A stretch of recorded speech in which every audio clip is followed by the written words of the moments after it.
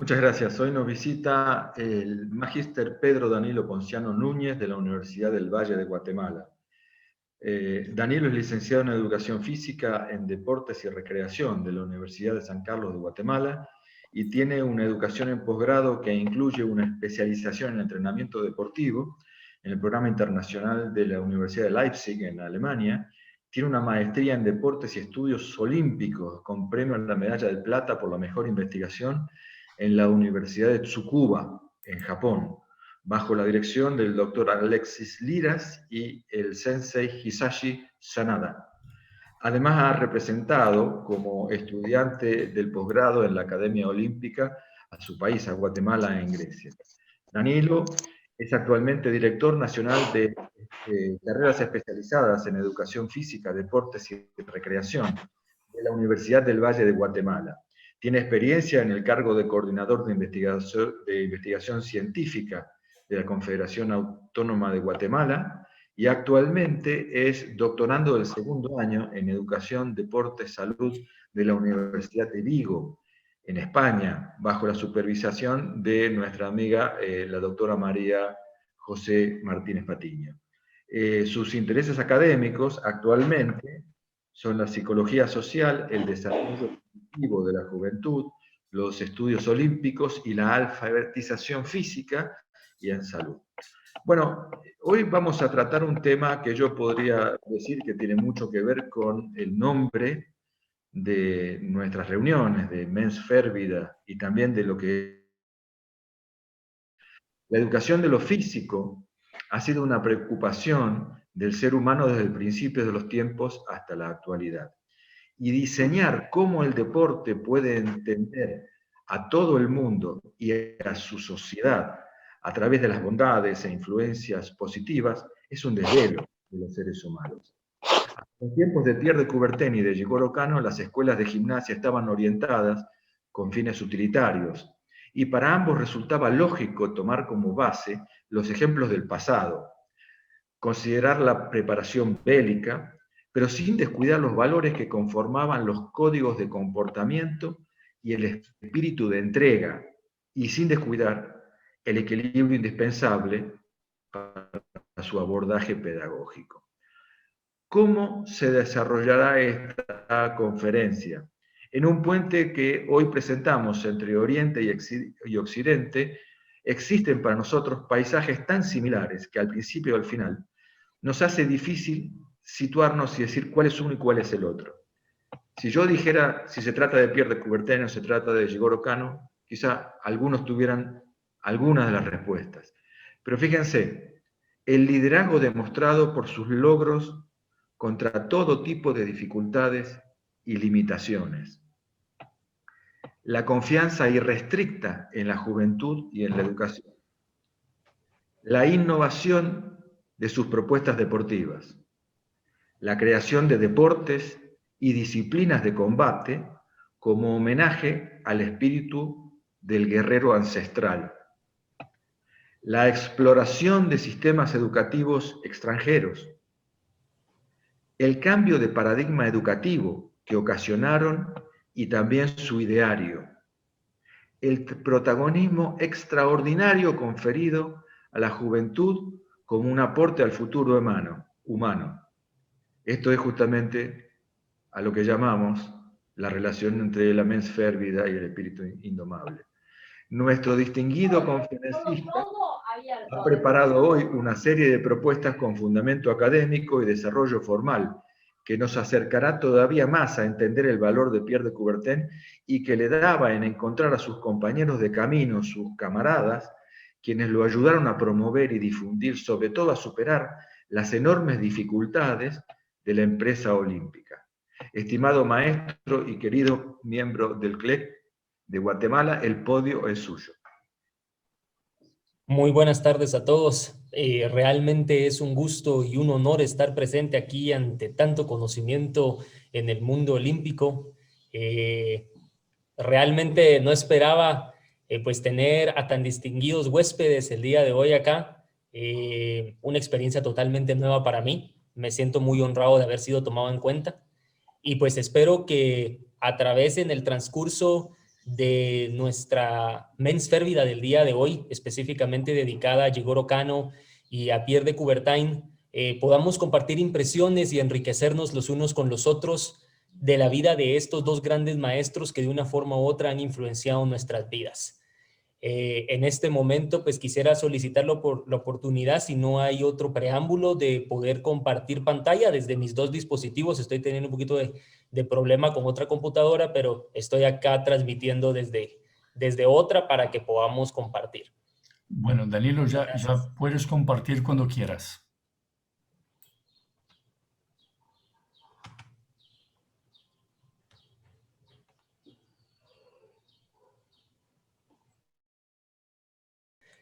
Bien, pues muchísimas gracias nuevamente.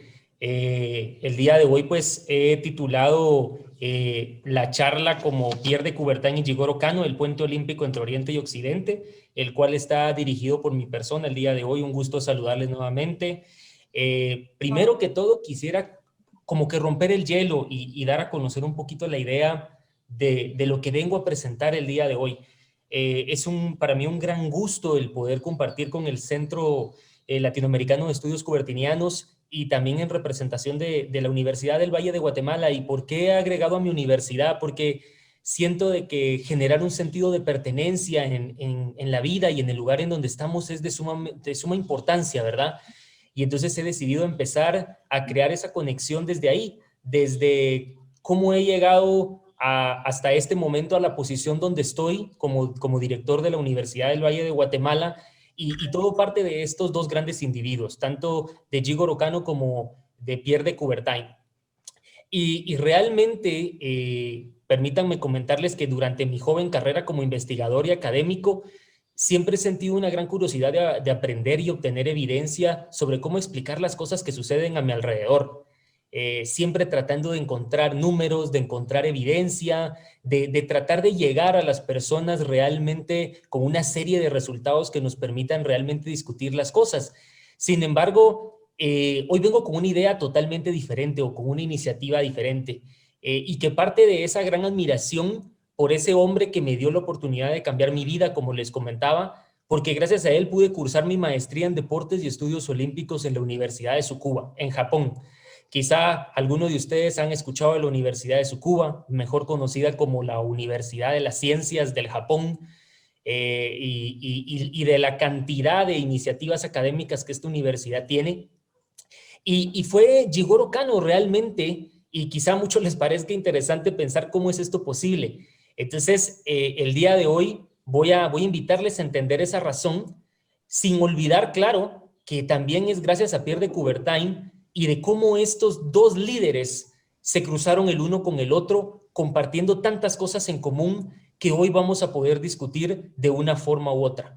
Y creo yo de que lo más importante en esta parte es realmente, más allá del conocimiento que les puedo ofrecer, también quiero aprender de ustedes, porque teniendo en cuenta la presencia de tantos expertos, de tantos judokas, ustedes conocen mucho más sobre la vida de Kano, pero creo que a partir de acá vamos a poder generar esa discusión que pues tanto hemos estado esperando. Y sobre todo, pues para mí un gran reto y un gran honor, como les decía, porque es una situación totalmente diferente a mis temas de interés de investigación, pero quería rendirle este gran honor, como les decía, a esta persona que realmente me dio la oportunidad de cambiar mi vida y que más adelante pues les voy a enseñar por qué.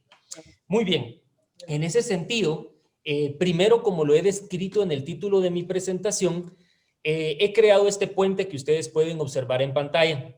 Vamos a trabajar en base a los hechos de cómo estos ambos líderes cruzan su vida en el Oriente y el Occidente y cómo ambos, que quizás sin saberlo en determinado momento, promovían cosas muy similares desde los lugares en donde estaban. Y entonces eso me parece tan interesante, pero también tan vasto, ¿verdad? Como para discutirlo en estos 15 a 20 minutos, que entonces he decidido centrarme en 4 grandes secciones que ustedes pueden ver en este puente. Primero es el contexto histórico de ambos, tanto brevemente Jigoro Kano como Pierre de Coubertin, y cómo ellos de una forma u otra van entrelazando sus ideas en tiempo y espacio, claro, en lugares diferentes, pero estos dos líderes tenían tantas cosas en común desde su manera de pensar y en su manera de vivir, que seguramente en este momento lo vamos a ir relacionando.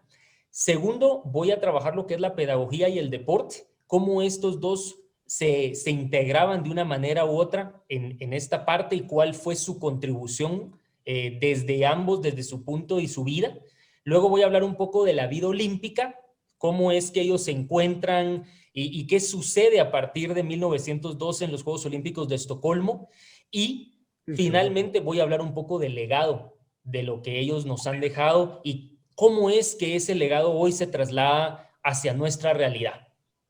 Desde ya, en algún punto me disculpo por anticipado con ustedes, porque no soy un ponente de mucho memorizar fechas, pero considero que en caso de omitir algo importante, con el apoyo de Daniel, podremos ir enriqueciendo nuestra charla y de esa manera, pues, ir avanzando en nuestra presentación.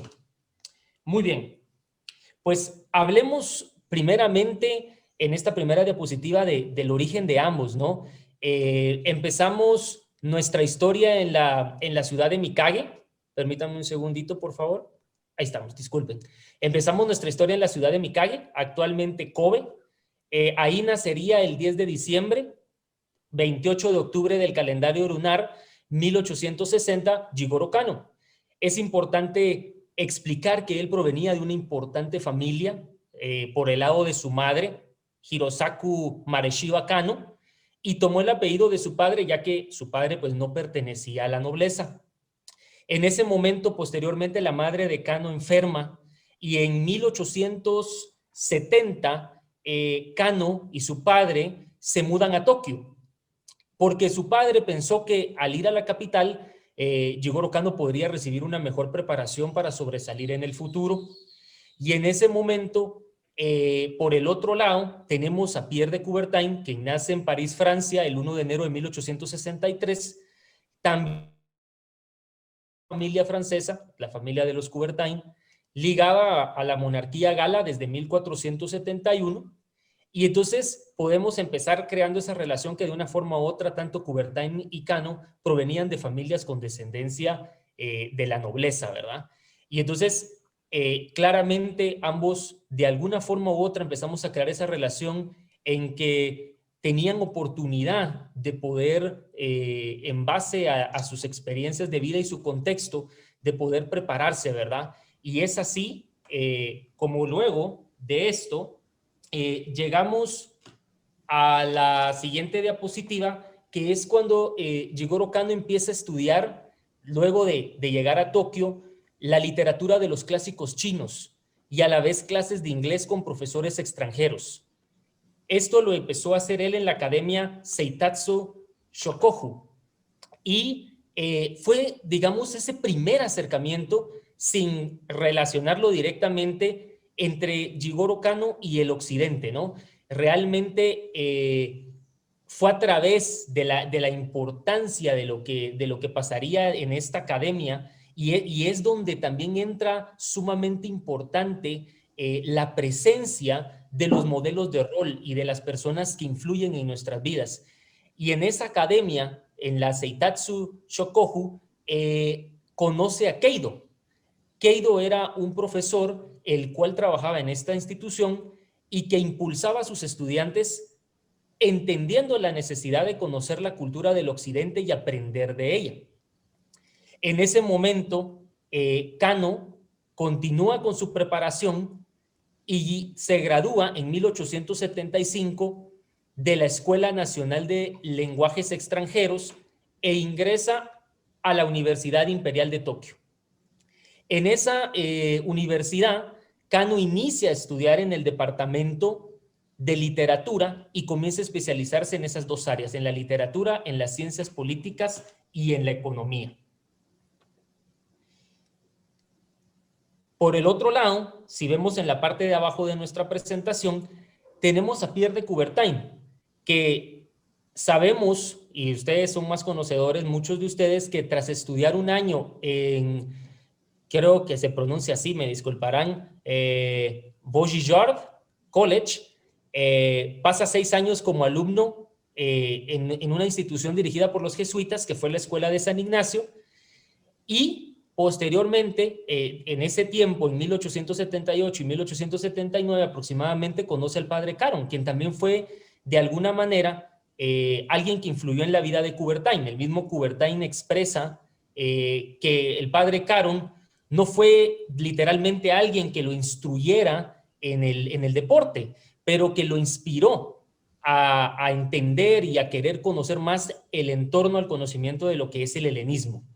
Posteriormente, en 1880, Coubertin se gradúa de bachiller en artes y en 1881 en ciencias, y en 1882, siendo estudiante de Derecho, ingresa a la Escuela de Ciencias Políticas. Y aquí quiero hacer una pausa, porque si ustedes se dan cuenta, como lo muestro en la diapositiva, ambos tenían ciertos intereses académicos desde los puntos de vista de querer integrar ambos las ciencias políticas, la filosofía, la literatura, y es importante también mencionar que también ya Kano también empieza a pensar en la pedagogía y cómo la pedagogía va a influir posteriormente sus siguientes iniciativas que le van a permitir a él llegar posteriormente a donde él pues quería llegar.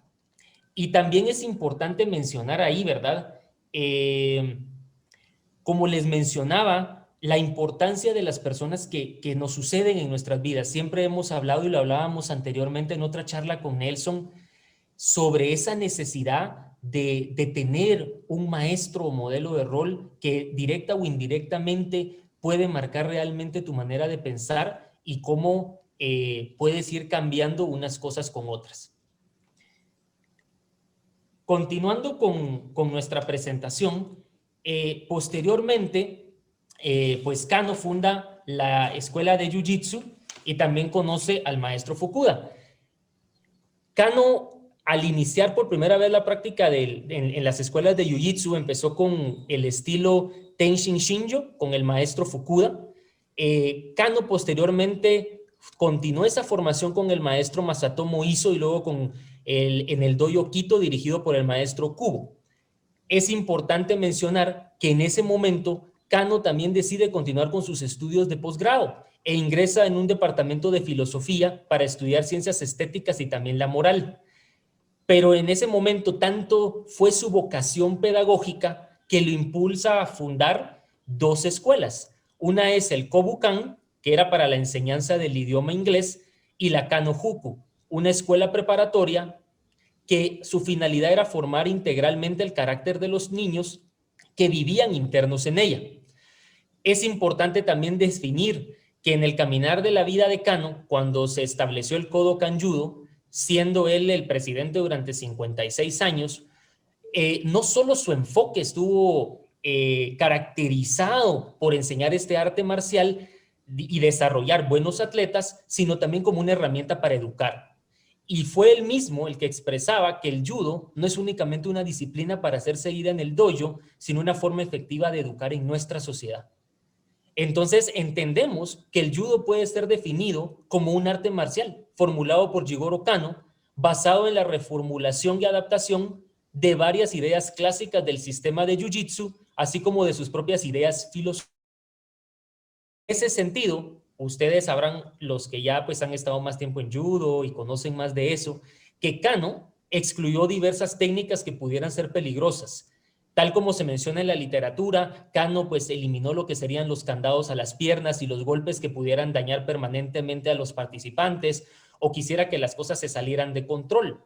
Y fue así como el judo también se convirtió y ofreció una observación científica, un sentido de la justicia, el aprendizaje de la equidad y la humildad, que tiene como objetivo utilizar el conocimiento adquirido en nuestra vida diaria. Y este fue uno de los mensajes principales que dio Kano, cómo realmente el judo es más que un deporte. Después de eso, en 1893 sucede algo muy importante, sobre todo desde el punto de vista del deporte femenino. Y fue que en 1893 se acepta a la primera mujer para que participara en el Kodokan, hecho que marca la historia, como hablábamos en términos de la inclusión en el deporte, la diversidad y la educación. Esta acción sentó las bases para una futura participación de la mujer en el deporte japonés y creó la división de mujeres posteriormente en su instituto de Kodokan a finales de 1926. Esto, desde mi punto de vista, debe de ser considerado un acto revolucionario, ya que brindó un ejemplo de equidad hacia la participación para ambos sexos en la práctica de cualquier deporte. Por otro lado, tenemos acá abajo cómo de Coubertin también tenía esa ferviente pasión y se convierte, como les quería mencionar, perdón, en un aficionado y un apasionado de la historia y ferviente practicante de los deportes más populares. En ese momento, pues, eran los deportes, pues, de los nobles franceses, especialmente el boxeo, la esgrima y el remo.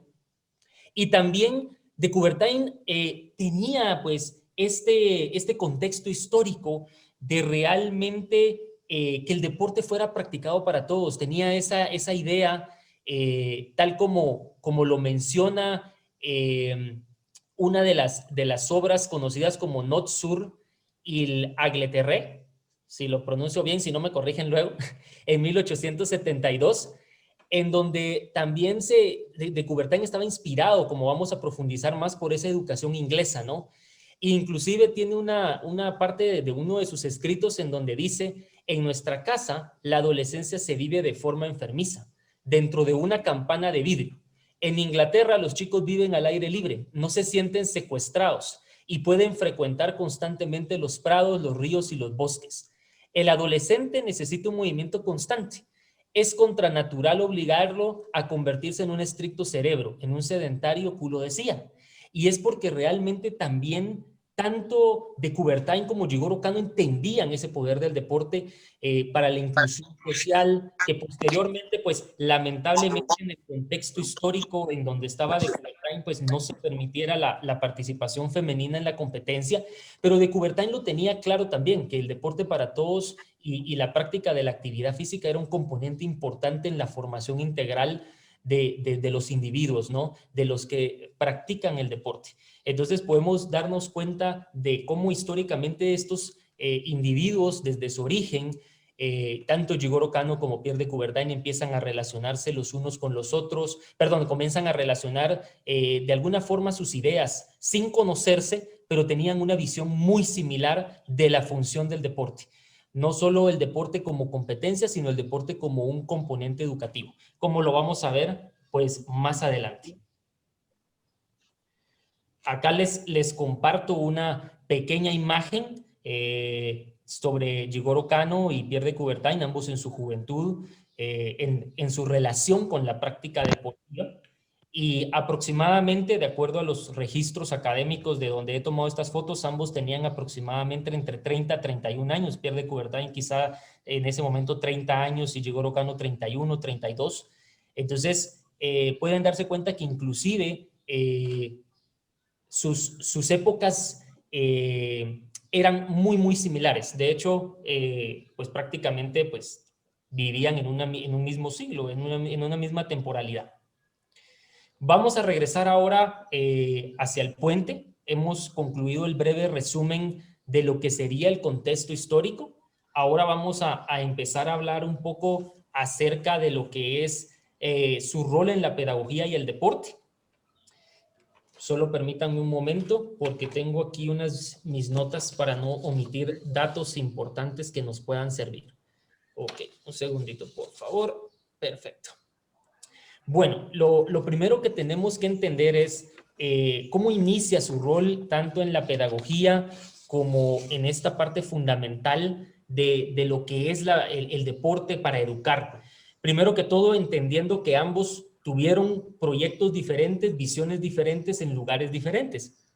Y lo primero que tenemos que comprender es, bueno, Jigoro Kano empieza primero como mencionábamos, con su trabajo en la escuela Kobun Gakuin. Pues en esta escuela principalmente pues empezaron a lo que es, se empezó a trabajar lo que fue el proceso de atracción de lo que sería estudiantes extranjeros al Japón, sobre todo de países vecinos como China, y está registrado, y eso lo vamos a hablar más adelante en esta parte de los intercambios internacionales que también son muy importantes. estábamos hablando de que Jigoro Kano casi aceptó un total entre 6.000 y 8.000 estudiantes provenientes de países vecinos, ¿no? Jigoro Kano fue un ferviente creyente de que se debía de compartir con el objetivo de crear un bienestar para todos. Y de hecho es considerado esto tan revolucionario que hizo Jigoro Kano de traer a estudiantes del extranjero a estudiar a Japón como el primer proyecto de intercambio académico de extranjero que tuvo Japón. Y específicamente también hemos de interiorizar de que no solo venían los estudiantes de los países vecinos a aprender deporte, sino también venían a aprender todo lo que es las ciencias naturales, la cultura japonesa y la educación física, ¿no?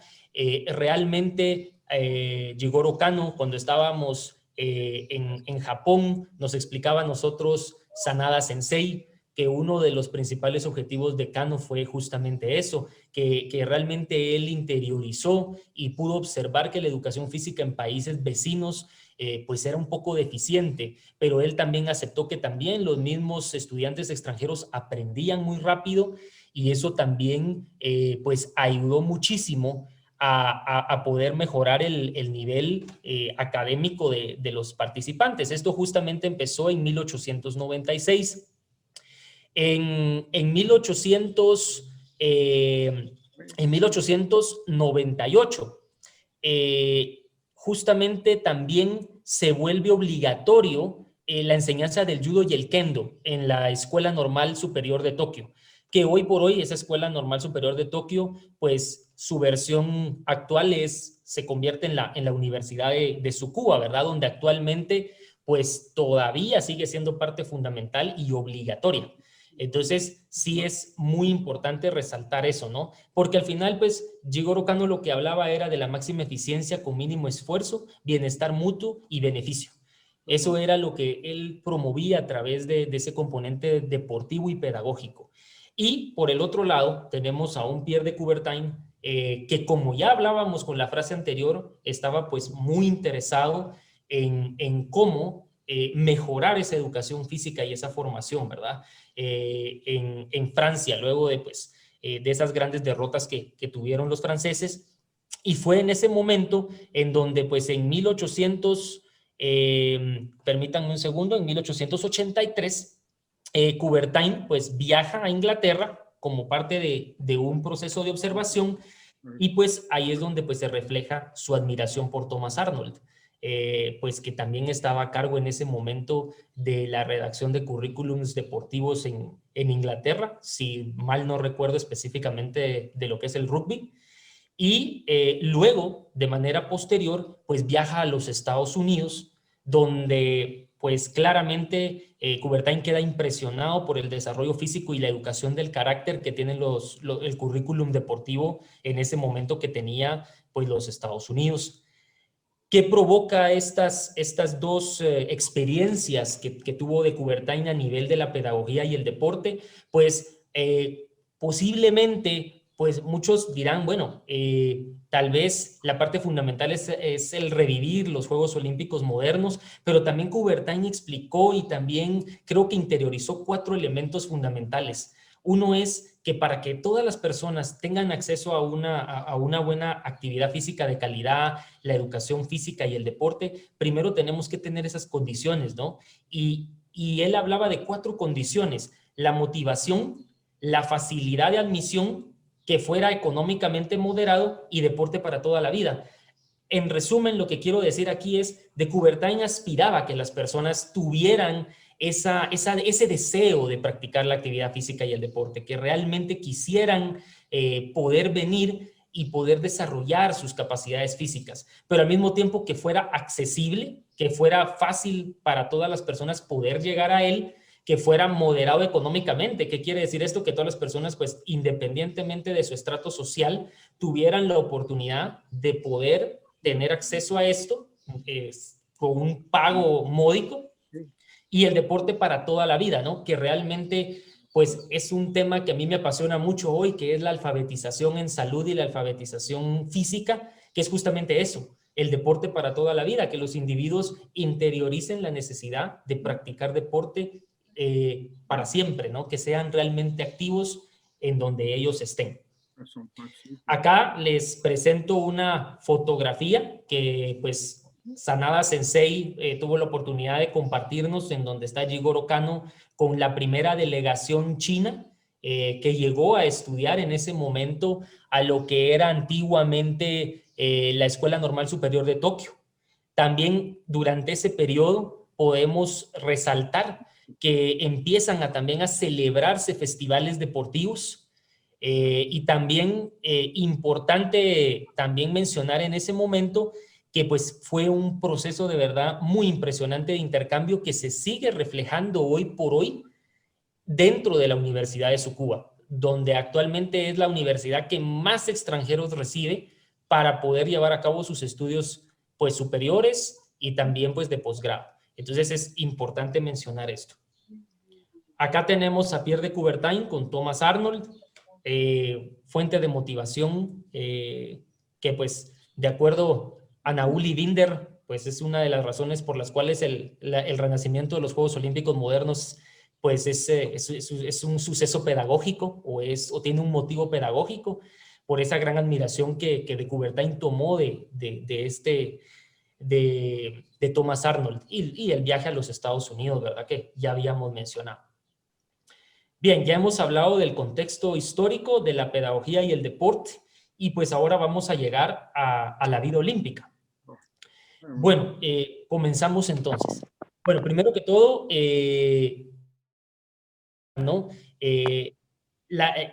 hay dos procesos inmersos en este momento. Jigoro Kano ya ha llegado a tener una posición socialmente importante dentro del Ministerio de Educación japonés porque pues la educación física y el deporte pertenece en Japón al Ministerio de Educación. Luego, posteriormente, pues ya se ha ido formando lo que es el consorcio de lo que sería lo que nosotros en Guatemala llamaríamos el Ministerio del Deporte, ¿verdad? Pero anteriormente, pues, o en la actualidad, porque todavía no sé si sigue siendo parte del MEXT, sí, era y forma parte, hasta donde yo sé, del Ministerio de Educación. Kano ha llegado a ese nivel, también en ese punto de su vida funge como asesor del Ministerio de la Casa Imperial, en donde tiene la función diplomática de ser intérprete y traductor. ¿Y por qué de intérprete y traductor? Porque resulta que Jigoro Kano tenía una gran facilidad para el uso de las lenguas extranjeras. Y si no estoy mal, y ustedes me corregirán más adelante, muchos de sus escritos los hizo en inglés, lo cual era revolucionario para su época, y eso le hizo ganar inclusive una posición social y laboral mucho mejor, porque ya él era realmente el enlace entre los dos mundos. Entonces, Kano, durante ese momento, no solo cumplía esa función diplomática de intérprete y traductor, sino que tenía dos objetivos fundamentales. Su presencia buscaba también entender los sistemas educativos europeos y también la enseñanza y la promoción del judo. ¿Y por qué la importancia de esos sistemas educativos europeos? Porque Kano, como cualquier persona o como cualquier histórico que haya querido hacer un cambio significativo en el sistema nacional en donde vive, primero tiene que impactar desde ese sistema educativo, ¿no? Y entonces, al entender esos sistemas educativos europeos, Kano pudo promocionar otras maneras pedagógicas de promover el deporte y la educación física, ¿no? Japón estaba buscando convertirse realmente en una potencia al entender cómo funcionan países que en ese momento ya iban con un proceso avanzado y ya eran una potencia. Que es hoy por hoy lo que pues muchos otros países han ido haciendo, han ido evolucionando y han ido adaptando a sus contextos pues esas enseñanzas del primer mundo.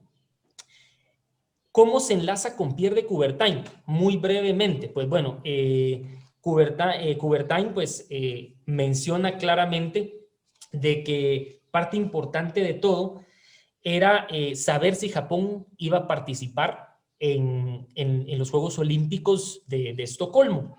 Y entonces aprovechan también que por cuestiones, también el embajador permítanme un segundo, el embajador de Suecia, perdón, el embajador de Suecia también envía pues esta invitación.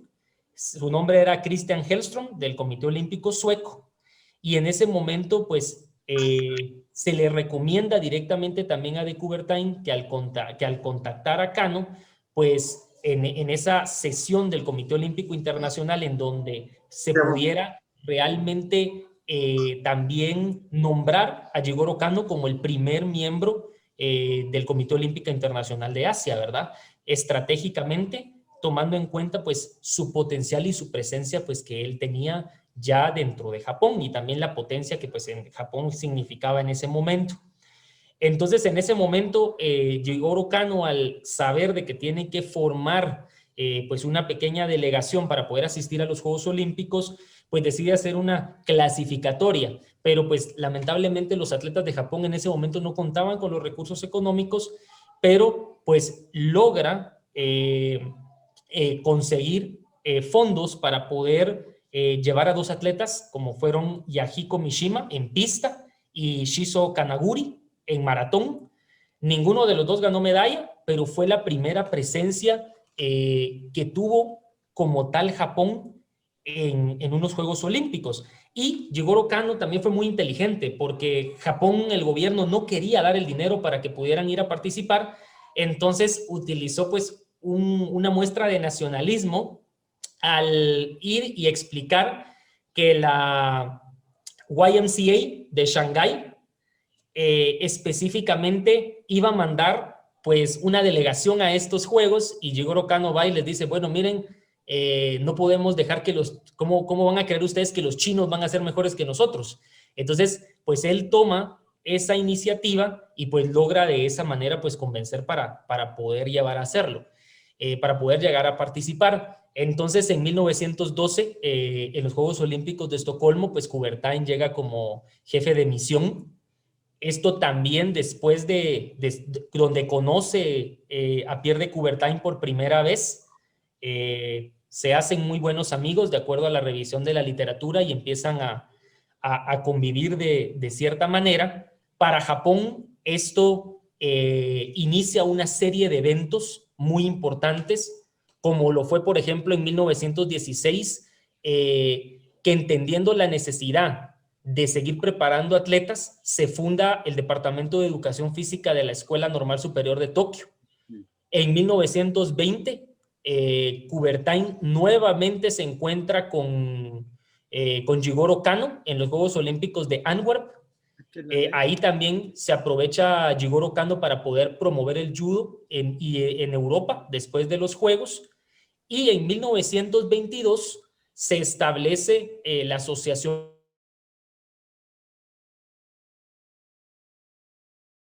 a las lecturas que se han venido realizando. Posteriormente, en 1927, se hacen las lecturas de Seiyuru Senju y Jita Koei por todo el Japón. En 1928 se hace una lectura sobre el judo en los Juegos Olímpicos de Ámsterdam, alrededor de Europa. Luego, en 1930, se hace un festival conmemorativo por la reconstrucción de Tokio luego del gran terremoto de 1923, conocido como el Gran Terremoto de Kanto. Es importante esta parte. En 1931, la ciudad de Tokio decide participar como ciudad candidata en 1940. Para 1940. En 1932, uno de los factores importantes fue Jigoro Kano da un discurso y de una carta que es presentada al alcalde de Tokio durante la sesión de los Juegos Olímpicos de Los Ángeles. En 1933 se atiende a la sesión del Comité Olímpico Internacional en Viena, donde también se hace una lectura de lo que es el judo en toda Europa. En 1934 se atiende por Jigoro Kano a la sesión de del Comité Olímpico Internacional en Atenas, hace también una lectura del judo en lo que es Viena y Londres. En 1936 se atiende a los Juegos Olímpicos de Berlín, donde Tokio es elegida en 1940 para los Juegos.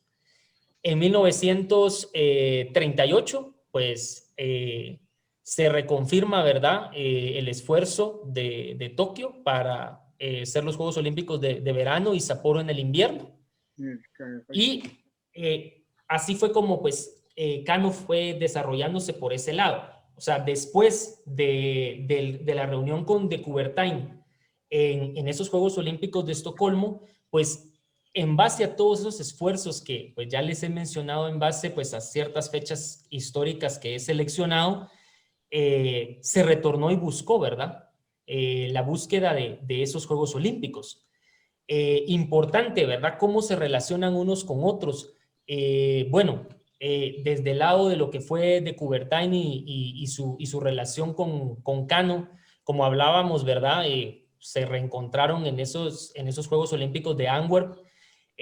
Posteriormente, pues en base a las participaciones en Antwerp, Japón ganó su primera medalla olímpica en tenis, la medalla de plata.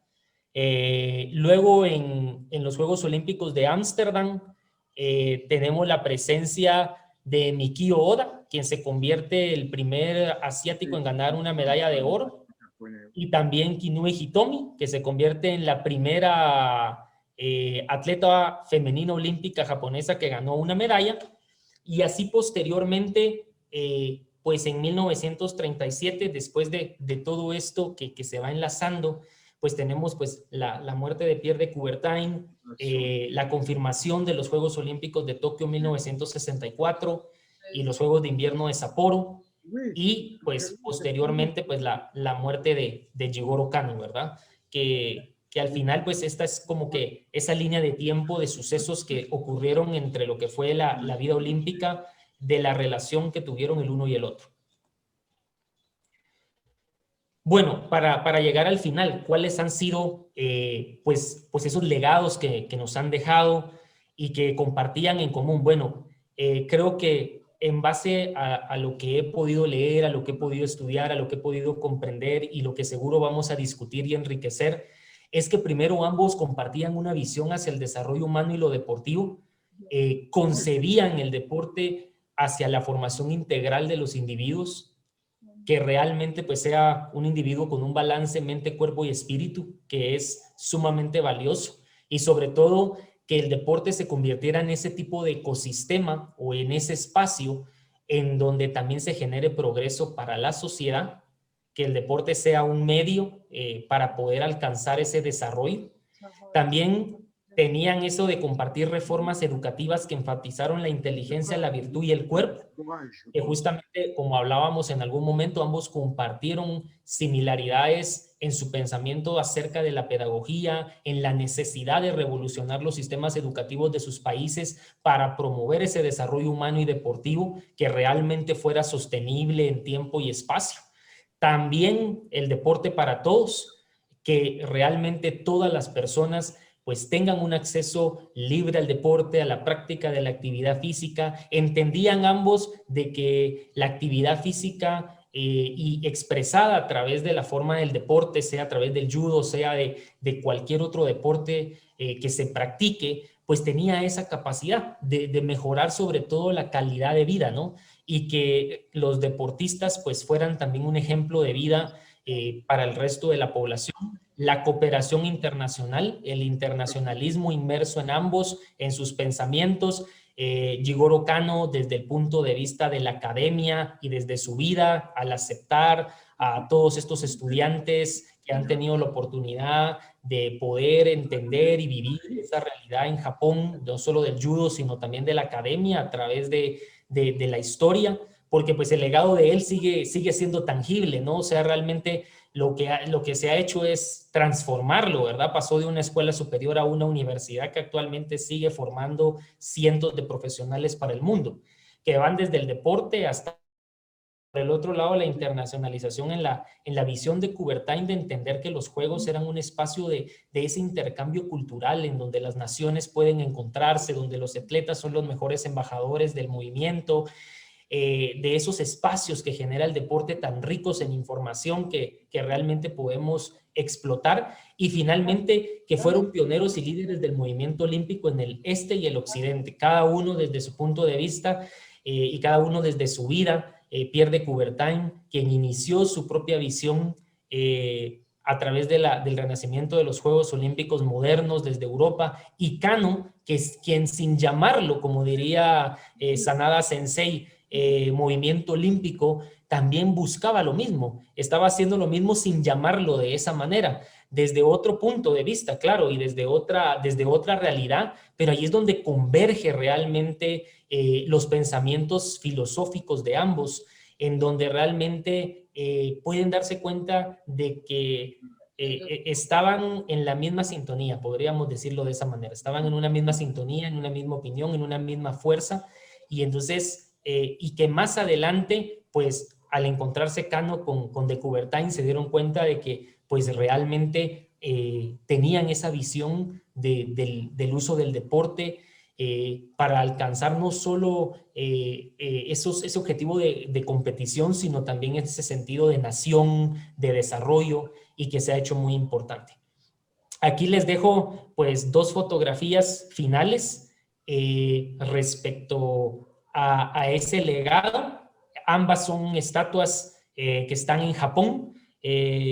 Al lado izquierdo la de Pierre de Coubertin y al lado derecho la de Jigoro Kano en la Universidad de Tsukuba, y que pues ambos de alguna manera se encuentran, y Japón es justamente ese espacio, ¿no? Porque al final ambos, y lo decía Pierre de Coubertin, él tenía la esperanza también de que esa riqueza y esa riqueza y esas costumbres de la cultura japonesa también se reflejaran en los Juegos Olímpicos, ¿verdad? Que esa riqueza del Japón y de Asia estuviera también y que complementara la riqueza que ya se tenía del occidente, ¿no? De aquella cultura helénica. Y pues bueno, este es el final de mi presentación. Espero que haya sido de su agrado.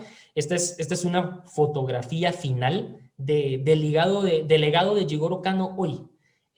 Somos nosotros, más de 120 profesionales graduados de la Universidad de Tsukuba bajo la misma visión que tenía Jigoro Kano del bienestar mutuo y del apoyo a los países vecinos, donde pues todos tuvimos la oportunidad de poder vivir la experiencia de estar 18 meses en Japón, de tener ese intercambio cultural, de conocernos los unos con los otros, aprender de cada uno de las experiencias de vida, y que es justamente ese reflejo de lo que él quería, ¿verdad? De llegar al pueblo, de llegar a las naciones y sobre todo de buscar el beneficio y la prosperidad para todos. Agradezco muchísimo y espero que pues la charla haya sido fructífera y que podamos pues seguir debatiendo y construyendo en base a lo hoy presentado. Muchas gracias. Bueno, muchísimas gracias, Danilo. Ha sido una ponencia realmente muy completa, dada la complejidad de la necesidad de relacionar a estas 2 personalidades del deporte, estos 2 pensamientos que estaban conviviendo en la misma época y que de alguna forma trabajaron de manera conjunta para el nacimiento del olimpismo. Tan importantes son las relaciones, que uno de los preceptos más importantes del olimpismo, y es que el deporte debe servir para el beneficio y el desarrollo del ser humano, y no al revés, si se quiere, tiene mucho que ver con el amistad y prosperidad para todos, que significa el Jita Kyoei en la práctica del judo. Así que te agradezco muchísimo. Quiero comentarles a todos los participantes, y antes de nuestras preguntas que vamos a realizar para que todos ustedes puedan hacerlas directamente al expositor tan magnífico que tuvimos hoy, que nos acompaña el señor Jean Dury. Jean Dury es el vicepresidente del Comité Internacional Pierre de Coubertin. Es un historiador, es una de las personalidades más destacadas en la historia y en el conocimiento sobre Pierre de Coubertin. Además, ha sido periodista deportiva durante mucho tiempo en el diario Le Monde de París y ha escrito muchísimos libros, tanto sobre Pierre de Coubertin como sobre el ciclismo. Así que nuestros saludos, Jan, y te pasamos la palabra si quieres hablar. Sí. Ahora, bravo Danilo. Primera cosa. Segunda cosa, una otra vez, habla menos rápido, por favor. Ahora, dos preguntas precisas. Danilo, ¿cuántas veces piensas tú que los dos hombres físicamente se encontraron? ¿Cuándo? En Stockholm y después. Pues tengo entendido que se encontraron físicamente 2 veces, una en Estocolmo y la otra en Antwerp. Antwerp. Sí, perdón. Y basta così. Seconda pregunta, ¿cuánto y dónde conoce usted cartas de Cano to Coubertin y de Coubertin a Cano? ¿Conoce usted cartas? Esa es una pregunta muy interesante. No tengo respuesta a ello porque no desconozco si existen intercambios de cartas.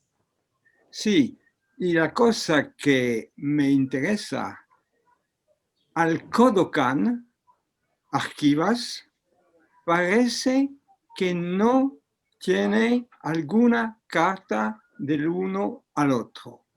Ahora, si no hay cartas en Japón, ¿dónde? Es la gorda pregunta. Otra vez, bravo y gracias para la convergencia de los dos hombres, sus orígenes, y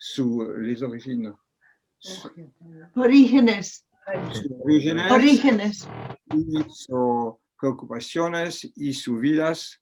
Muchas gracias otra vez. Bravo, Jan. Merci beaucoup. Muchas gracias. Thank you very much, professor. I am not a professor. Bien, amigos, a partir de ahora, todos aquellos que quieran hacer preguntas, pueden hacerlo presentándose y una pregunta para nuestro invitado de hoy. Sí, Carlos Hernández. Hola, buenas tardes. Quizás por coincidencia afortunada, hace un año se publicó en la revista olímpica del Comité Olímpico Mexicano, que tuve el gusto de participar en ella, que se llama Japón y el Olimpismo, y se publicaron 3 ediciones sucesivas, empezando con la influencia de Jigoro Kano y las relaciones entre Jigoro Kano y Pierre de Coubertin. Hay una carta, efectivamente, según mis investigaciones, en Lausanne, en el Comité Olímpico Internacional, de Jigoro Kano a Pierre de Coubertin, agradeciendo el nombramiento como miembro COI.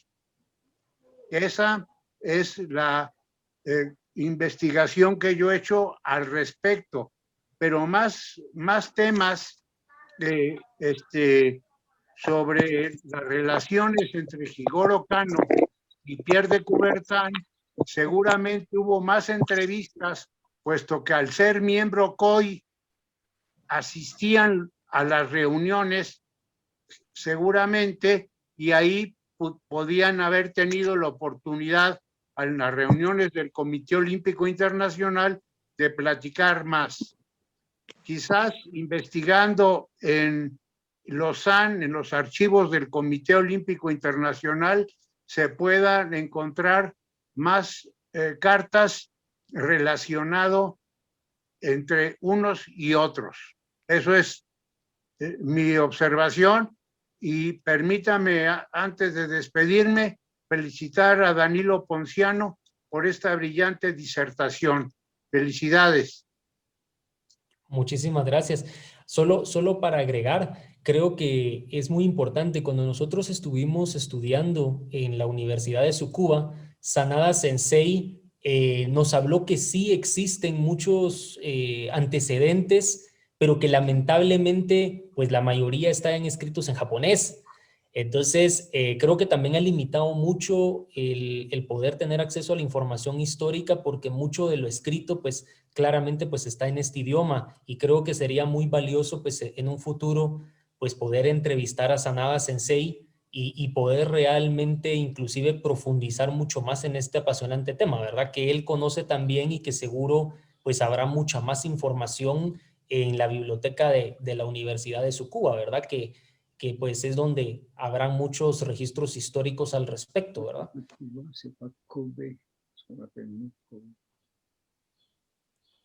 Bien, al respecto aquí en el chat nos comenta el sensei Juan Carlos Yamamoto que existe correspondencia entre Canon y Coubertin. Sí, evidentemente sería muy importante también contar, sabiendo la fuente, dónde están archivadas o documentadas, ¿no? Creo que la mayoría de los judokas hemos visto la carta que está disponible en las páginas de judo, en la cual se hace el agradecimiento que mencionaba recién Danilo, y es muy importante también tratar de mantenerlas como conocimiento formal para los investigadores, para el estudio y para saber realmente cómo se comunicaban. El material que por otro lado publicó la revista Olímpica Mexicana es realmente excelente. Los felicito y te felicito, Carlos, personalmente por este aporte que ha sido muy importante para todos. Aquí hay una pregunta. Daniel, Sí. solo un comentario. Yo he compartido este material mencionado por Carlos Hernández. Está ahí el enlace de la revista. Si quieren descargar o ver, está ahí en el chat. Bien, aquí hay una pregunta de José Edson Rodríguez Ferreira. Danilo, ¿cuáles son los valores humanos que Cano y Coubertin tenían como la práctica del judo y los demás deportes? Bueno, me parece una pregunta súper interesante, ¿no? Al hablar de valores y de cómo se trasladan de un deporte a otro, ¿no? Yo creo que quizá, y con certeza quizá a tener diferentes perspectivas, yo creo que si habláramos de valores, yo creo que podríamos verlo desde mi punto de vista. Uno, yo trasladaría del judo, primero la cortesía, que me parece muy importante como un valor, que es el respeto a los demás. Creo que también el coraje, que es hacer aquello que es justo, hacer realmente lo que es correcto. Luego la sinceridad, que es ser capaz de poder venir y decirle a los demás lo que piensas de frente y hacerlo clara y sinceramente, ¿verdad? El honor, que es ser fiel a lo que uno dice, a la palabra que uno da y que debe de ser trasladada. Creo que también la modestia, o sea, que creo que es la capacidad que uno tiene de poder ser humilde y de realmente hablar de uno mismo sin pecar de orgulloso. Y finalmente el respeto, ¿no? Que creo que es algo que sin el respeto no puede existir la confianza, y creo que en el deporte eso es, ¿verdad? Finalmente, seamos compañeros de equipo o seamos rivales, siempre van a existir esos valores entre unos y otros, ¿no? Que es lo que realmente hace que cualquier deporte o cualquier competencia sea valiosa. Muy bien, muchas gracias. Osman, tienes la palabra. Osman Murillo. Bueno, un saludo a todos. ¿Me escucho bien? Sí. ¿Aló? Sí. Sí, ok. Bueno, Danilo, primero felicidades por la charla como judoka y atleta olímpico. Creo que fue muy emocionante.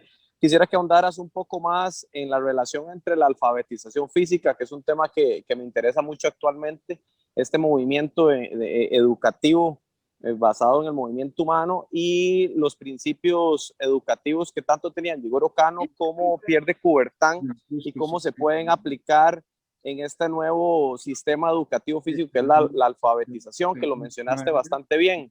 Y también quisiera ver si si conoces cuál es la herencia, digamos, en Francia del judo como segundo deporte que se practica en Francia, cuál ha sido su impacto en la educación y también cuál ha sido el impacto en Japón del olimpismo, que como sabemos 2 veces ha sido sede de Juegos Olímpicos, bueno, sobre todo este año en el 2021, pero sobre todo ver cuál es la relación de la alfabetización física con estos 2 pensadores y cómo se puede aplicar actualmente. Gracias. Sí, súper, ¿no? Gracias por las preguntas. Bueno, empiezo con la primera, que es la de la alfabetización motora, ¿verdad? Y también complementando con lo que es la alfabetización en salud. Creo que tanto de Coubertin como Cano eran 2 individuos adelantados a su tiempo, que entendían que la formación integral era, vamos, entre la mente y el cuerpo.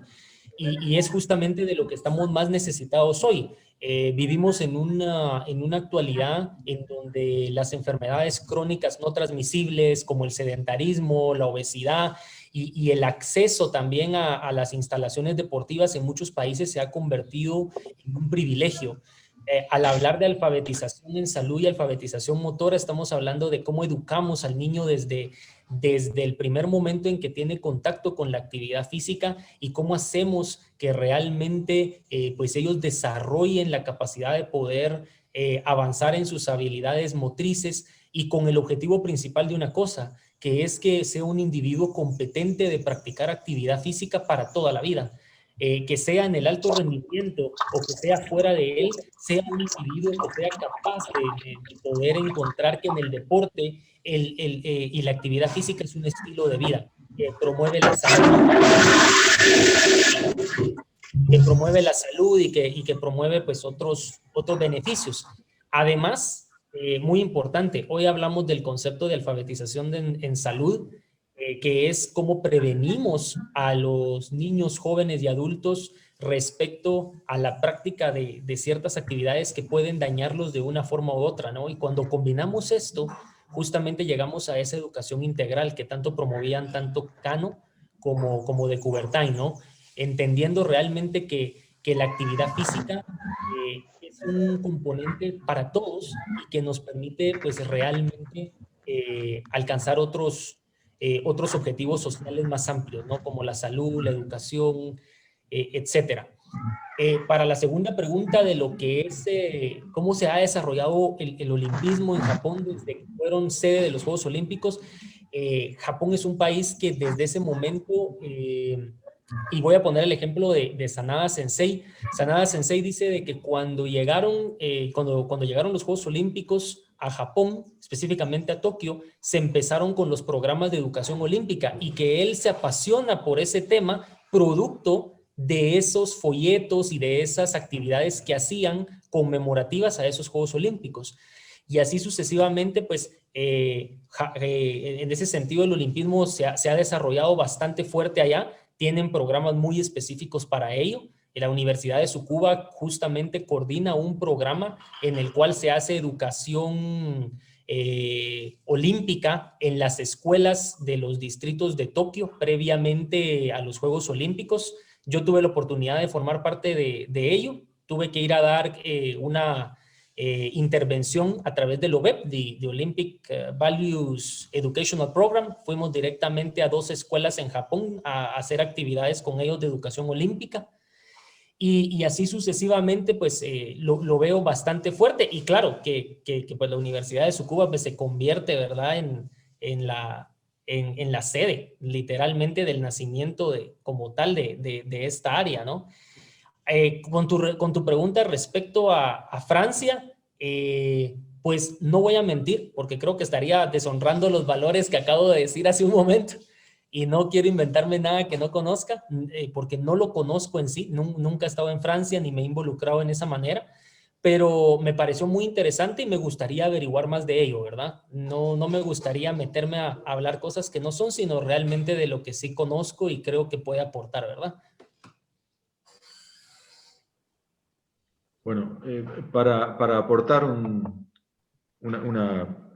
pensamiento más alrededor de esto, me ha parecido muy interesante cómo Pierre de Coubertin se sitúa en un paralelo a Jigoro Kano, dado que Jigoro Kano de alguna forma sintetiza y elige unas técnicas de la preparación del soldado samurái para la guerra, esas técnicas que muy bien mencionó Danilo, que son las de las escuelas de Jiu-Jitsu, y le quitó todo lo dañino, lo peligroso, para transformarlo en un medio educativo.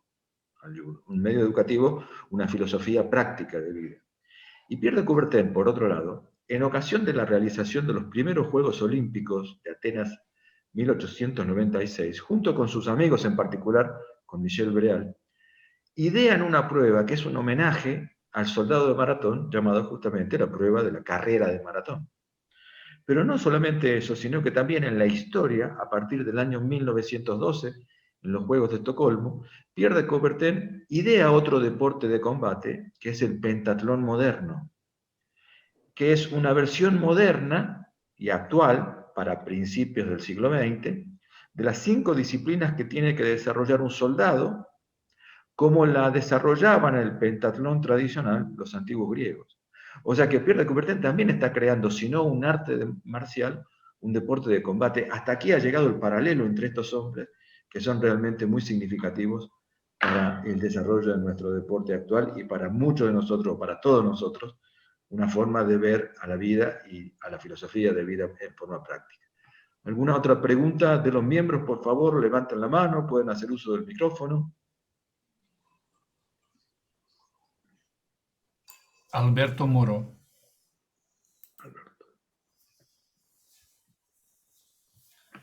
Es el micrófono cerrado, Alberto. Micrófono. Muchas gracias. En primer lugar, quiero felicitar calurosamente al disertante y al moderador. Y por supuesto, me siento muy honrado de compartir esta pantalla con todas las personalidades presentes. Quisiera que me permitan hacer una pregunta no relacionada con el tema del día, sino con una duda personal que tengo con respecto a Jean Dury, a Monsieur Jean Dury.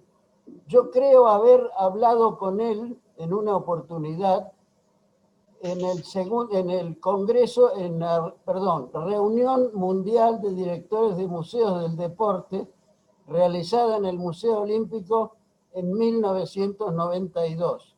Quisiera saber si él estuvo presente para confirmar esa duda que tengo. Sí. Monsieur Jean Dury. Sí. Confirmo. Ah, muy bien. Muchas gracias. Solo eso. Saludos a todos. Un abrazo muy grande. Llega una otra vida.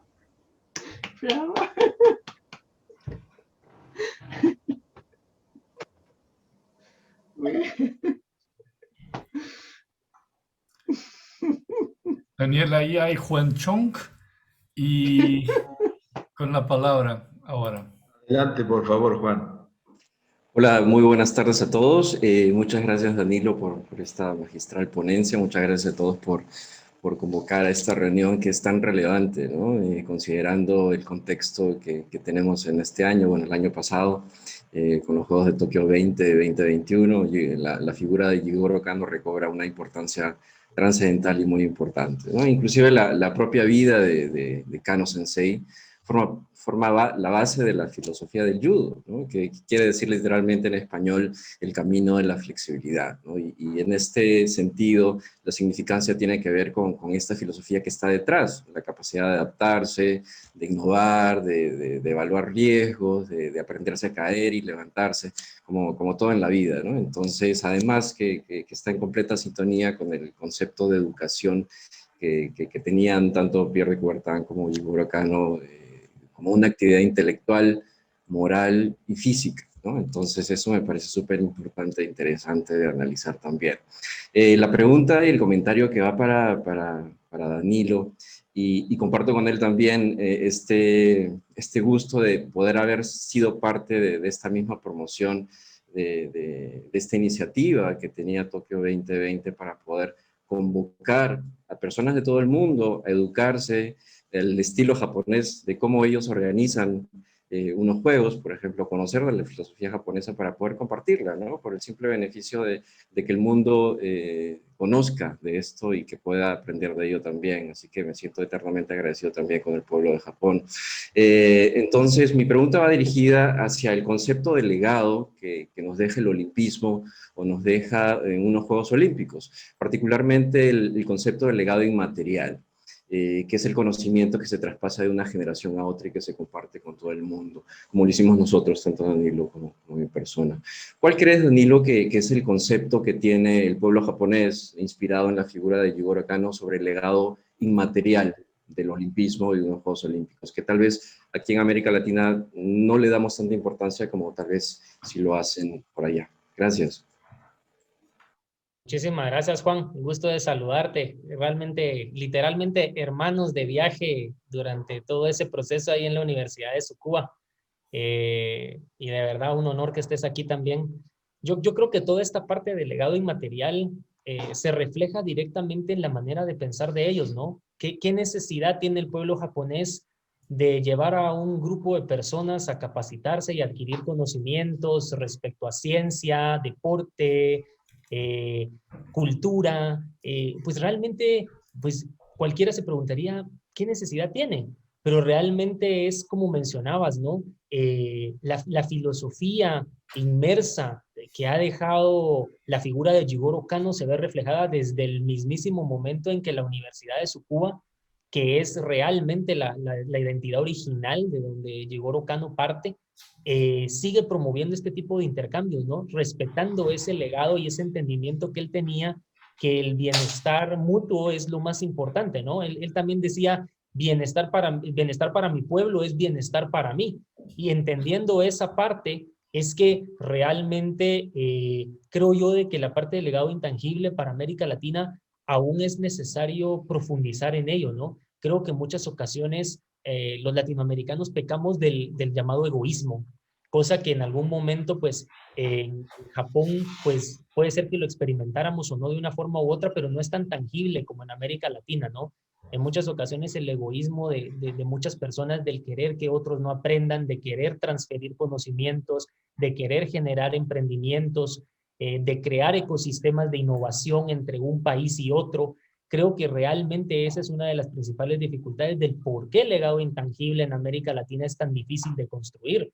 Entonces creo yo de que para poder nosotros empezar a romper esa barrera, nosotros necesitamos primero que todo entender pues que realmente somos podríamos llamarlo de esa manera, soñadoramente una sola nación, un solo equipo, porque realmente aprendemos los unos de los otros y cada uno puede aportar desde su experiencia. Y creo que este tipo de legado intangible, que pues muchos llaman así, o legado inmaterial, pues viene a sumar a eso, ¿no? A llevar a otras personas con otra mentalidad a nuestros países que vengan a replicar eso que aprendieron en Japón y contextualizarlo directamente a sus países. Como me ha tocado a mí, traerlo a la universidad, que entiendan que la academia es para eso, para compartir, para crecer, para innovar, para emprender, porque finalmente nuestra estancia es muy corta en este mundo y creo yo de que media vez podamos hacer esa transferencia de conocimientos entre unos y otros es lo que hace que realmente nuestro pasaje por esta vida deje un legado.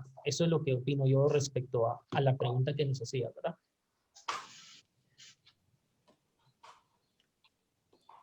Bueno, quisiera comentarles a los compañeros aquí presentes, Liliana Escudero, Kevin Yuri, Marcelo Sangueri, Martín Cejas, Gaspar Bergami, Julio Majul, lo veo por acá también a Ricardo Escola y también a Eduardo Benedetti, que son gente del judo.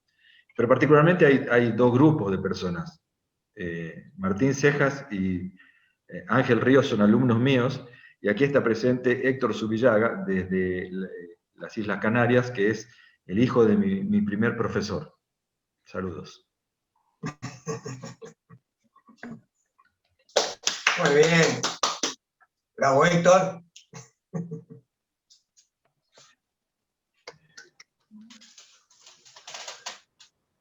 Bien, si no hay más preguntas, Nelson. Daniel, hay un comentario. ¿Me escuchas? Un comentario de José Edson Rodríguez y una pregunta de Cristian en el chat. Ajá, el de José, sí, era justamente lo que se estaba haciendo referencia en la última Sí. pregunta, Danilo.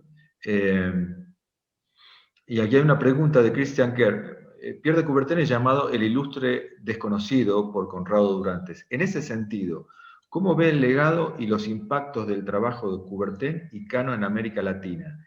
¿Qué se necesita para darles el papel adecuado y difundir sus ideas entre los jóvenes de aquí? Wow, una pregunta muy interesante. Bueno, son dos partes. Vamos a ver cómo la desgloso. Bueno, primero, ¿cómo veo el legado del impacto del trabajo de Coubertin y Cano en América Latina? Bueno, creo que como Cristian lo pone, ¿verdad? Para muchos muy desconocido todavía. Quizá no porque no se quiera conocer, sino porque a veces la información a nuestros países viene de manera un poco limitada, ¿no? Y realmente compleja también, porque yo creo que sucede mucho aquí en Guatemala. Todo el mundo quiere ser atleta y cuando le preguntas qué es olimpismo o de dónde proviene, ninguno lo sabe, solo les gusta porque hacen el deporte. Entonces creo que son tremendos desconocidos porque nos gusta hacer la práctica, pero no nos gusta entender el porqué de la historia, el porqué de cómo sucedieron las cosas y la esencia de en sí del por qué existe este deporte, ¿no? Y creo que por eso es que ese trabajo es muy desconocido, pero creo que realmente también paso a paso se puede ir generando, esos cambios.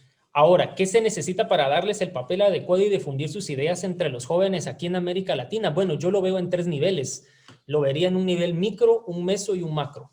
Creo que el primer nivel a nivel micro es generar programas educativos, tanto para niños jóvenes, que sean en colegios, universidades y escuelas, en donde se pueda difundir realmente ese pensamiento a nivel micro, a nivel país, a nivel también de la región en donde nosotros vivimos. Creo que de primero tendríamos que empezar ese nivel desde casa, generando programas significativos. Luego a nivel meso, cómo realmente nosotros como país también podemos transferir conocimientos a otros países de la región centroamericana y cómo en Centroamérica otros países nos pueden dar información a nosotros. Cada país tiene especialistas diferentes con temas de experticia distintos que pueden enriquecer de alguna manera los contenidos y el conocimiento de cada uno.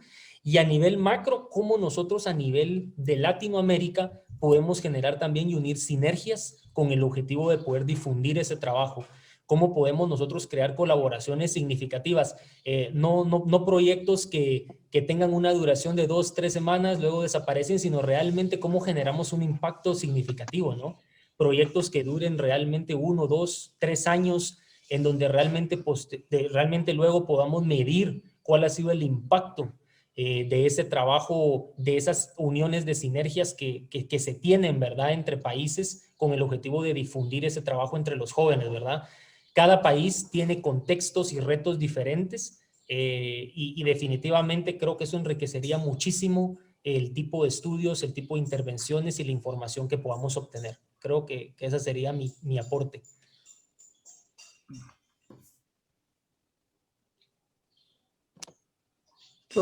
Daniel, ¿puedo decir algo? Sí, adelante. No, reforzando un poco, buenas tardes a todos, lo de Danilo. Eduardo, sí. un momento. Tomás Bolaño nos acuerda de hablar un poco más despacio cuando hablemos para ayudar a la comprensión de los otros que no son hispanohablantes. Ok. Así que, no, puedes hablar tranquilo, pero muy un cortito, poco más igual, despacio. Nelson. Y Danilo también, a todos. Claro, soy de hablar rápido, perdón. John, si uno trabajara, reforzando lo de Danilo, si uno trabajara con las máximas de Jigoro Kano, no solamente a nivel deporte, olimpismo, porque son conceptos y vivencias que traspasan un deporte, una actividad deportiva. Yo soy profesor de la Facultad de Medicina de la Universidad de Buenos Aires y yo tengo un grupo de alumnos, soy formador de médicos Y trato, por supuesto que es un grano de arroz, pero trato de inculcar los conceptos de Jigoro Kano. Por ejemplo, crecer uno mismo día a día sin mirar al lado. Si nosotros creo que estas concepciones de Jigoro Kano, Pierre de Coubertin, las utilizáramos, obviamente en nuestro deporte, en nuestra actividad, pero en la vida, creo que, Danilo, creo que coincido con vos, seríamos un país distinto. Pero bueno, la verdad que me encantó la charla y quería decir esto, que los conceptos, las máximas son para la vida en general, si uno las utiliza en judo, en la actividad, en lo que sea, creo que podemos hacer algo distinto de la sociedad. Es un pensamiento futurista, ¿no? Pero digo. Así que bueno, muchas gracias igual por permitirme la palabra. Bravo. Gracias. Daniel, Carolina Moreno pide la palabra también. Yo quiero hacer, perdón, yo quiero hacer Sí. una pregunta, porque me pareció que estaba contestada, pero anteriormente la había hecho José Edson Rodríguez Ferreira. Dice, ¿el judo corresponde el objetivo olímpico de congraciamiento de los pueblos? ¿El Jita Kyoei en el judo corresponde con el objetivo olímpico de congraciamiento de los pueblos propuestos por Pierre de Coubertin?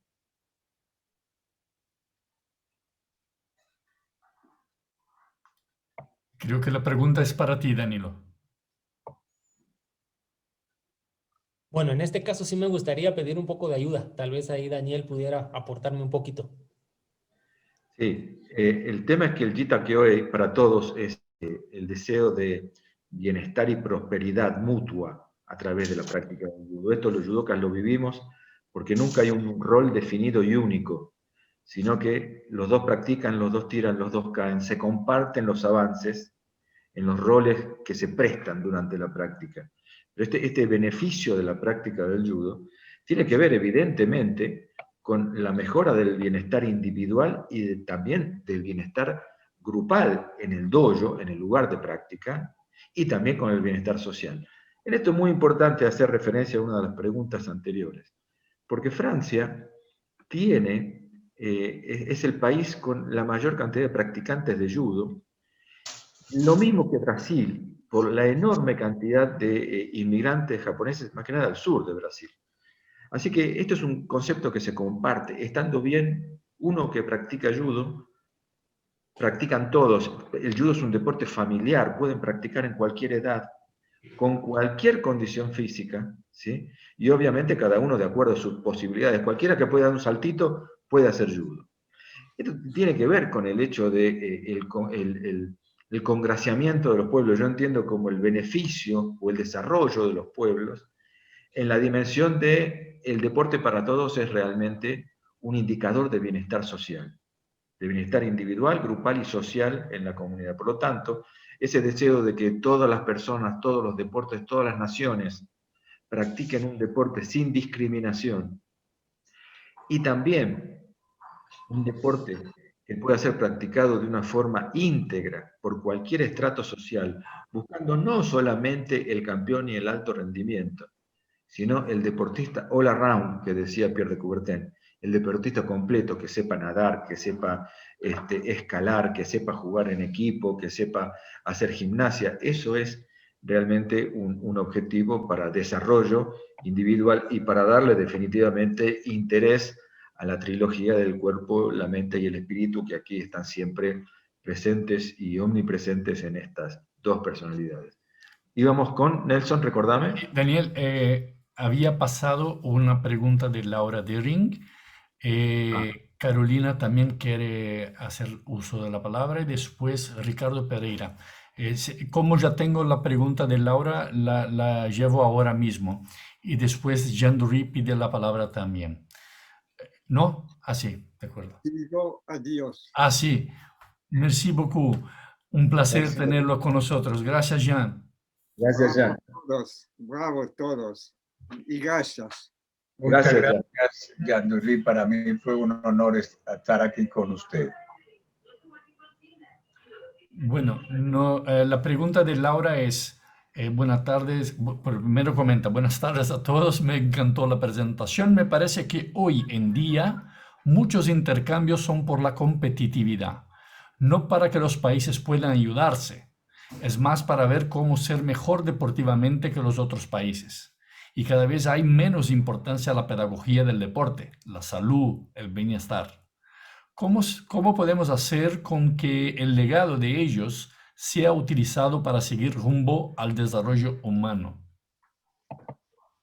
Wow, una muy buena pregunta. Y justamente hablamos de las nuevas tendencias, y voy a referirme a otra parte del tema. Hablamos de las nuevas tendencias del desarrollo curricular en la formación de profesionales del deporte. Justamente uno de esos temas ha sido ese, ¿no? Cómo ir dejando atrás un poco las tendencias biologistas y competitivistas que en muchas ocasiones han venido inmersas de otras naciones a las nuestras. Y han venido a realmente a tratar de integrar acciones y sobre todo tendencias que quizá no van acorde a la realidad y las necesidades de nuestros propios países. Y creo que justamente de eso se trata, ¿no? Este tipo de intercambios en donde el objetivo primordial, como nos decían en Japón, es Japón no va a ir a montar un sistema japonés a Guatemala, ni a Argentina, ni a Colombia, sino lo que queremos como Japón es venir y darles nuestro conocimiento, ustedes contextualizan lo que les sirve y anulan lo que no les viene a su sistema. Y es justamente lo que estamos tratando de generar en Guatemala en este momento, encontrar nuestra propia identidad y en base a nuestras propias necesidades de la formación integral de nuestros habitantes, ¿no? Cómo mejorar los índices en salud, cómo generar desarrollo a través del deporte. Y eso nos hace pensar nuevamente en el valor pedagógico como eje fundamental de la formación de los profesionales, no solo de la cultura física y el deporte, sino de general, ¿no? O sea, realmente hacia dónde servimos.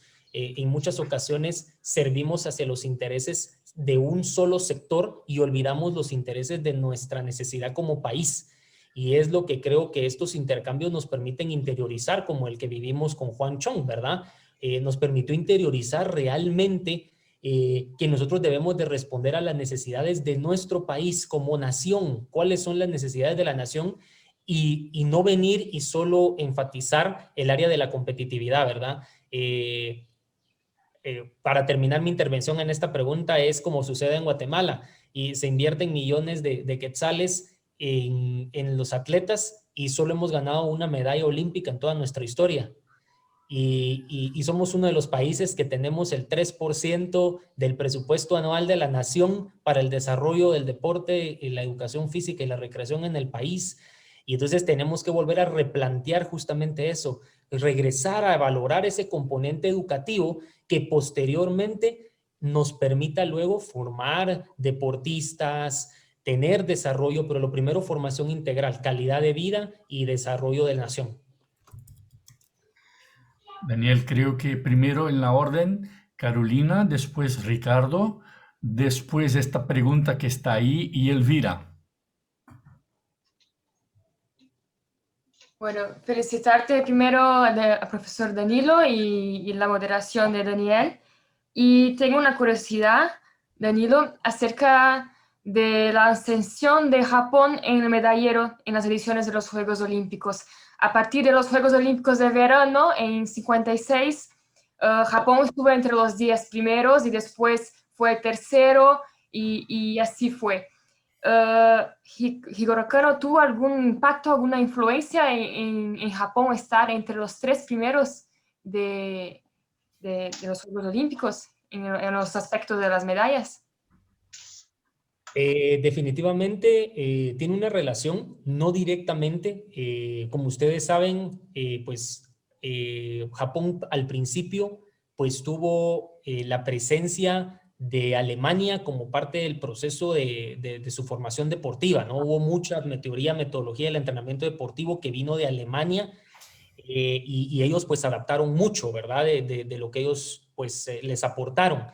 Fue hasta hace unos 15, 16 años que según nos comentaban algunos de los profesores en Japón, que Japón pues llegó un momento histórico en donde dijo, bueno, ya Alemania nos dio lo que nos tenía que dar. y tenemos nosotros que encontrar nuestro propio sistema deportivo, nuestro propio sistema de desarrollo de atletas para ganar medallas en los Juegos Olímpicos. Entonces, combinaron mucho de los aspectos culturales que ellos tenían, y también ahí tenemos influencia del mismo Jigoro Kano, que claramente, digamos, de la Universidad de Tsukuba, la Escuela Normal Superior de Tokio, que pues él fue el director, es donde más medallistas olímpicos han salido del Japón. Entonces, es justamente, y ahora pues que también se crea la Universidad del Deporte de Nippon, que también es como que la competencia de Tsukuba, son las dos universidades que desarrollan el deporte en Japón, y ambas han venido como que en ese proceso de desarrollo, ¿no? Pero eso me hace recordar justamente lo que hablábamos en la pregunta anterior, el componente pedagógico. Japón tiene una educación física de primer nivel. O sea, realmente en Japón lo que primero se trata es de tener un alto nivel de alfabetización motora, de alfabetización en salud, y luego viene el desarrollo deportivo. Entonces, ese componente pedagógico permite sentar bases que luego te permiten desarrollar atletas de alto rendimiento que con seguridad van a tener una posibilidad de ser exitosos y ganar medallas. Y que es justamente lo que necesitamos en nuestros países. A más población practicando actividad física y deporte, mayor posibilidad de detectar talento. Entonces, es justamente lo que nos hace falta a nosotros en algunos países de América Latina. Y para terminar, comentarte, Japón en este momento, no recuerdo el número de medallas que tiene pronosticado ganar en estos Juegos Olímpicos de Tokio 2020-2021, en donde ellos tienen pronosticado que tienen que quedar entre los primeros 5 del medallero. Han hecho una inversión fuertísima en traer a todo el talento que tenían en otros países, en Estados Unidos y en otros lados, para tener a lo mejor de Japón apoyando para que se puedan alcanzar esos resultados. Entonces, creo que sí hay una influencia directa e indirecta a nivel cultural, pero que también se ha enriquecido por el mismo proceso de la internacionalización de este país, ¿verdad? Gracias. Cristian tiene la palabra, ¿sí? ¿Verdad? No, Ricardo Pereira. Ah, Ricardo. Buenas tardes a todos. Muchas gracias por tu presentación. Muy agradecido por la invitación, profesor Nelson. Un tema importante para todos y particularmente para los que practicaron judo y que todavía están de alguna manera con el judo. La pregunta es, Jigoro Kano no quería judo en los Juegos Olímpicos de 1940. ¿Este tema forma parte de tus estudios? Kano realmente no quería, era un momento inapropiado. Perdón, ¿podrías repetirte? Perdí un segundo. Si Jigoro Kano no quería judo en los Juegos Olímpicos de 1940, ¿este tema forma parte de tus estudios? Ah, ok. Muchísimas gracias por la pregunta. Bueno, fue una temática la cual no consideré, no profundicé en ese tema, pero si alguno de en este momento de los que está aquí presente pudiera responder, se lo agradecería, ¿verdad? En esta presentación no tengo información al respecto, ¿verdad? Y no quisiera indagar ni decir nada que no conozca para generar ningún tipo de conflicto, ¿verdad? Entonces, no sé si alguno pues quisiera intervenir en este caso, ya que desconozco de la respuesta. Perfecto.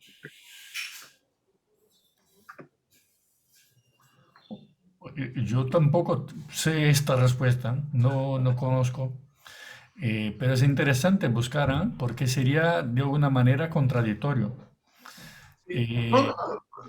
No, podría ser, o como menciona Ricardo, que era algo para proteger el propio judo, que tal vez no estuviera maturado para un formato de juegos, de competencia, no lo sé, puede ser. Un momento inapropiado, tal vez. Sí, es una buena pregunta. Daniel, ¿tienes ahí una pregunta escrita? Sí. Y también después la manifestación de Elvira. Gracias, Sí, Ricardo. Quería hacer referencia a la pregunta de Ricardo. Efectivamente, Jigoro Kano no estaba muy seguro, había muchas discusiones en la literatura justamente de esos momentos en el que él tenía una gran participación en el mundo del olimpismo. Hay que solamente pensar que Jigoro Kano falleció después de haber vuelto de una reunión del Comité Olímpico Internacional en el Cairo. en el que se habían dado los Juegos Olímpicos para que se realicen primero en Berlín los del 40 y los del 44 en Tokio. Pero sí creo que Jigoro Kano tendría toda la autoridad para decir que se hagan los Juegos Olímpicos sin el judo. Lo que sí es cierto que el judo no estaba lo suficientemente desarrollado, quizá en el formato deportivo en esos tiempos, para poder ser presentado todavía en los Juegos Olímpicos. El primer campeonato mundial de judo sé que es de la década de los años 50, o sea que estamos hablando de un periodo de la posguerra, que seguramente, como consecuencia de la Segunda Guerra Mundial y también del propio desarrollo de las categorías, las técnicas a aplicar, y eso haya sido la posibilidad de lo que nos decía nuestro amigo Ricardo. Tengo la pregunta de Manuela.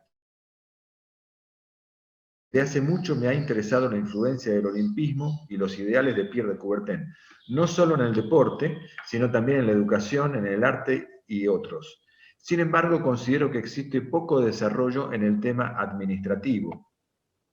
A ver, esperen, disculpen que se me fue. En el tema administrativo o gestión del deporte. He tratado de empezar a investigar más del tema intentando influenciarlo con el olimpismo.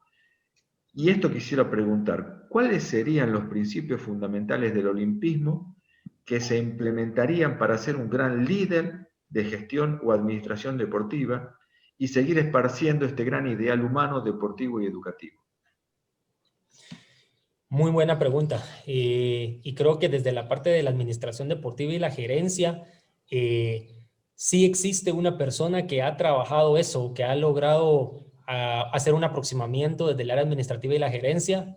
Mi maestro y mentor, Alexis Liras, su teoría del deporte para el desarrollo y la teoría del olimpismo para la humanidad aplicado, la cual integra componentes de administración deportiva, pedagogía, evaluación de proyectos basados en los principios fundamentales del olimpismo.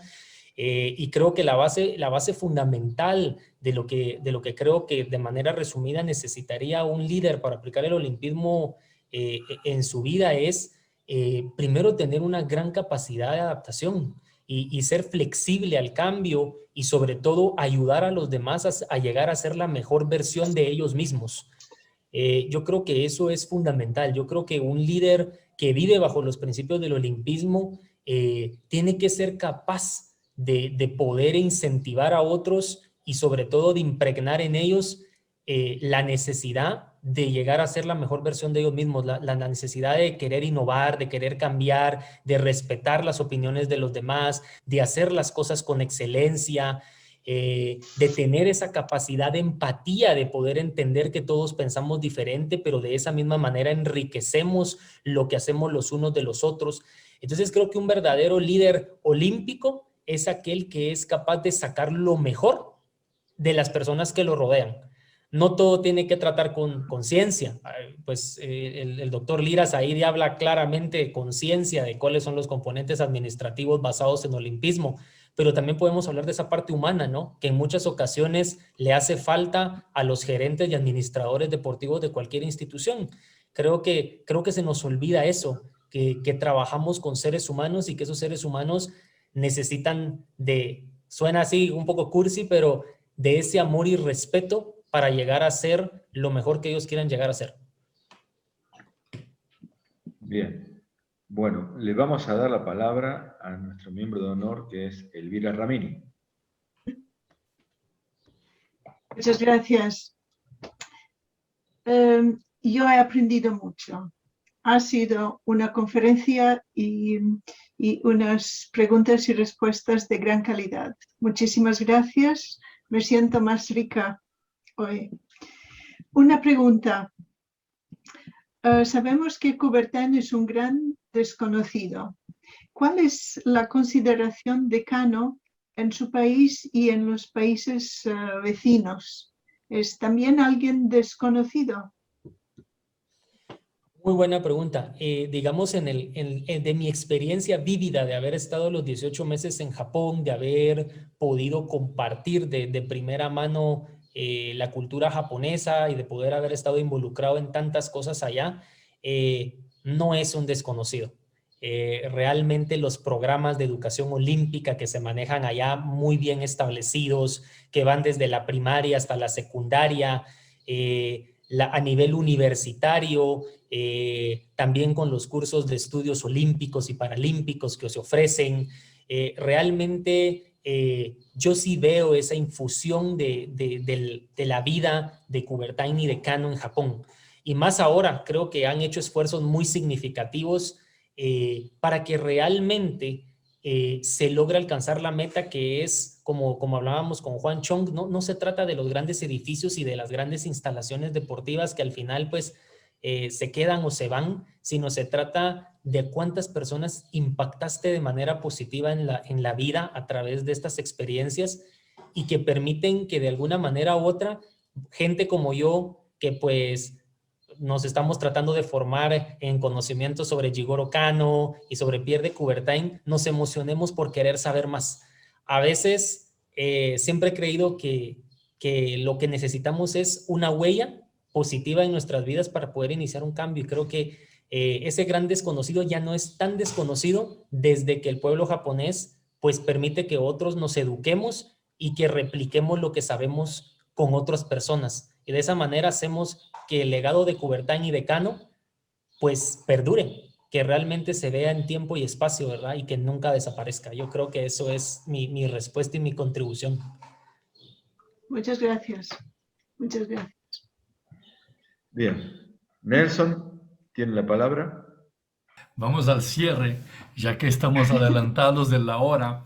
Primero, agradecer a muchos comentarios que ahí estuvieran. Danilo, ¿puedes ahora ir bajando un poco el chat para que vea la cantidad de agradecimientos y comentarios a tu excelente participación?